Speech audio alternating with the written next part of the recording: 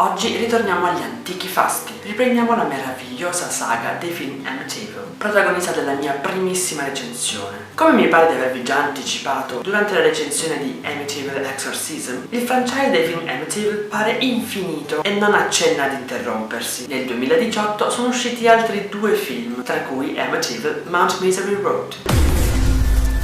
This is Mount Misery? Yeah, this is where the road starts.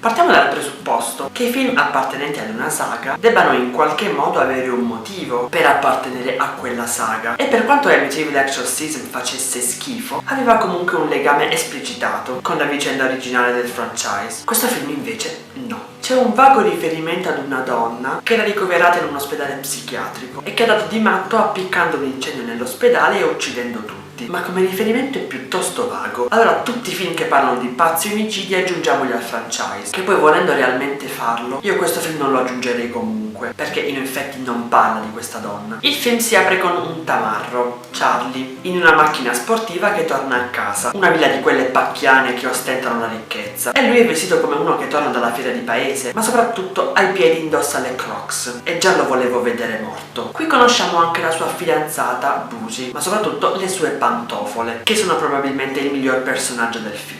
Veniamo a sapere che 2 hanno in programma un viaggio verso Mount Misery Road, appunto, perché vogliono un po' di brivido e sanno che quello è un posto infestato. Lui nella casetta della posta trova delle foto scattate da un suo amico che ritraggono il bosco di Mount Misery Road e del pulviscolo atmosferico che viene spacciato per delle apparizioni misteriose. Bougie poi trova dei siti in internet dove si parla di quello che succede a Mount Misery Road e parte una carrellata di disegni montati malissimo di almeno 3 minuti. I disegni non sono male, ma ne bastavano un paio. Praticamente in questo luogo c'è di tutto e di più, dai fantasmi all'uomo falena, e quindi giustamente loro si infervorano. La scena successiva è lunghissima e totalmente inutile. Sostanzialmente succede che in un bar un tipo li sente parlare di Mount Misery Road e racconta tutte le cose che succedono lì. Sembra quasi una scena rivelazione, ma non ha senso perché loro vogliono fare il viaggio proprio per la fama di quel luogo, quindi dovrebbero già saperle queste cose.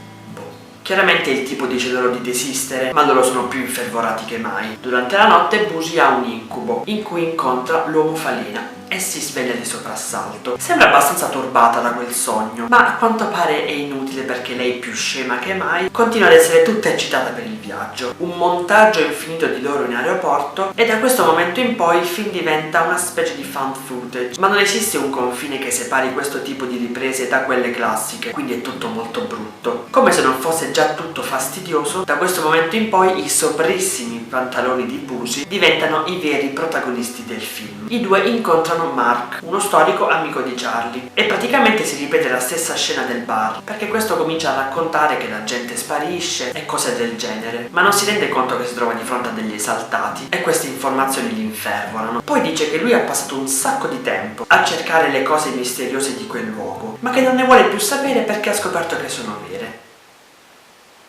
Vabbè, abbiamo capito che anche lui sta un po' fuori. Alla fine esclama: dopo tutto quello che vi ho detto, dovreste essere stupidi a volerci ancora andare.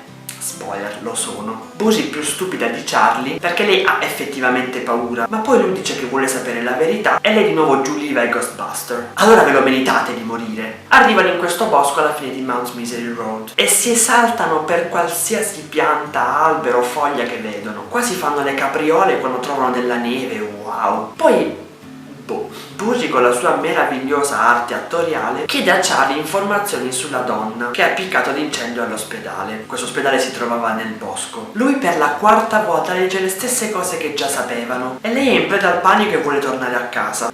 Vabbè, succede che lei deve fare pipì e quindi si separano e capiamo che è il momento giusto perché uno dei 2 muoia. Qualcosa di non identificato attacca Charlie e capiamo che scompare, ma ha convenientemente lasciato cadere il telefono con cui stava riprendendo. Per i successivi 15 10 minuti di film c'è solo lei che sbraita in cerca di Charlie e cerca per ore di ritrovare la strada per uscire dal bosco. Ammetto che l'incalzare della colonna sonora e lo sculirsi delle riprese perché sta scendendo la sera fanno il loro effetto, ma è tutto inutile alla trama perché lo sappiamo già che lei si è persa, quindi è solo una lenta agonia di noia, in cui peraltro la qualità delle riprese si riduce drasticamente man mano che diminuisce la luce. Finalmente qualcosa aggredisce anche lei, ma non si è capito che creatura sia, e anche lei sparisce. Il telefono della ragazza viene ritrovato da un uomo insieme ai suoi fantastici pantaloni. La dinamica per cui della ragazza siano rimasti solo i pantaloni me la devono spiegare, a meno che non sia stata aggredita proprio dai suoi pantaloni, che potrebbe anche essere, anche io mi sono sentito aggredito da quei pantaloni. Comunque l'uomo prende il telefono, lo gira verso il bosco e jumpscare finale di una donna fantasma, e io volevo tirare una calcagnata allo schermo perché era proprio gratuito. Penso che si possa riassumere tutto con